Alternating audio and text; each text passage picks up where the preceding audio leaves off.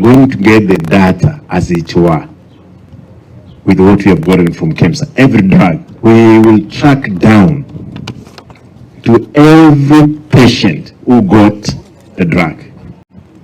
Therefore, at the moment, I've agreed with the doctors, which information I don't want to divulge here, what we're going to do. I'm happy that our security team, at the sub-counties, they're those ones who are doing very well. Like in South Mgrango, level 4, we saw the other day they arrested one of the county staff who was walking away with a sack of drugs. That person, I'm sure, ameenda nyumbani. Kama hajaenda, sijui anafanya nini.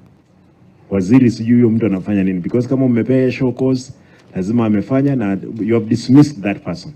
Hatuna biashara, kama anataka kula dawa, aenda apike dawa na kwenda mahali anakwenda. We can't entertain that kind of nonsense around. I want to assure all my residents, all the residents of Kisii, that we have enough drugs. You have no business going to private facilities. Tuko na dawa ya kutosha. And now I want to confirm, periodically we'll be purchasing these drugs to make sure in stores of our all facilities have enough drugs.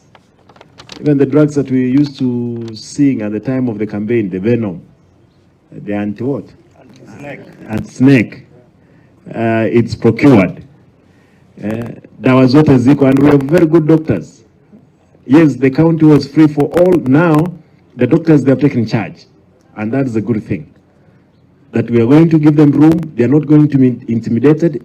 Apart from one facility, I'm told, residents of Kenya, I want to request, leave the doctors to do their work. Kindly.